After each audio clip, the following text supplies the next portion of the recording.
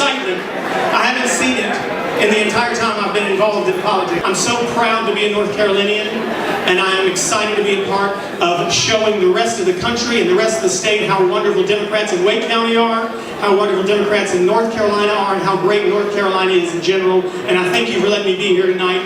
And 2014 is going to be a change year, because we're going to pump people up to make positive progress in North Carolina and in the United States. Thank you guys very much. Asked to serve as the Secretary of the North Carolina Department of Commerce, he took that challenge. And in 4 years, he recruited nearly 120,000 jobs and brought in more than $27 billion of investment to North Carolina. Please join me in giving a Wake County Valentine's Day welcome to Secretary Keith Briscoe. I did spend 4 wonderful years working in this town as Secretary of Commerce. The first 2 years were wonderful, and then the Democrats stayed at home in 2010, and look what happened. Our brand has been tarnished. We must clean it up, and the way to do it is to elect more Democrats into positions of leadership in this state and send more Democrats to Washington. David Price is wonderful. Wouldn't it be nice to give him a little more help? So the main message of the night is to win, and to win in November. Because in November, we have got to change North Carolina. We simply cannot continue on the path we are. I want to first thank all of you for being out here again. I don't know that we've got a count, but it's standing room only out there. And I am morally obligated and sort of politically obligated to let you know that if all of you go to your precinct meetings between now and the end of March, we will be in excellent condition to actually wage the war that we're going to have to wage. So I need you to go home this evening and tell your friends and your neighbors that you came to a gathering of Democrats and we weren't fighting. We were here, we weren't debating policy and procedure. We were out here, we were doing one thing, whether it was Keith Briscoe or Clay Aiken, we were talking about getting Democrats elected because that's a much, much better alternative than the one that we're facing right now. Can I get an amen on that?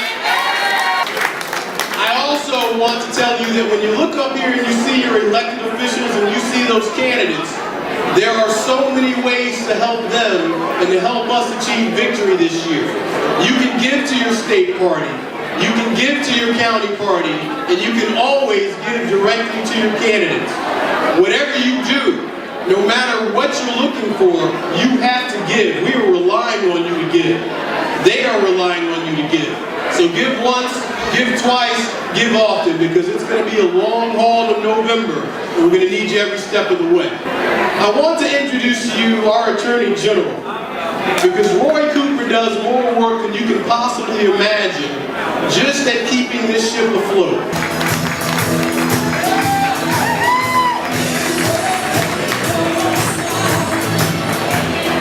Oh, I can't wait to dance.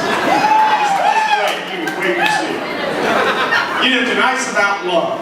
I love Kristen, I love my family, but I love North Carolina. And when you think about our state, a little over 50 years ago, in Chapel Hill, then Governor Terry Sanford stood up and talked about, in the 60s, racial tolerance and understanding. And no governor in the South had articulated with such clarity the direction that he wanted his state to go in the New South. And Democratic leaders across North Carolina for the next 50 years made tremendous progress. We didn't do everything right, but we built an outstanding university system, high-tech economy, a center for finance, a center for tourism, a renowned early childhood education system. But we know what happened about 14 months ago. It came to a crashing halt. But I'll tell you this, folks, I've gone all over the state, and I am encouraged because of events like this, because what's happening in senior centers, what's happening on university campuses, what's happening on Moral Monday. I am convinced that the majority of the people of North Carolina do not want to go in this direction. That's right.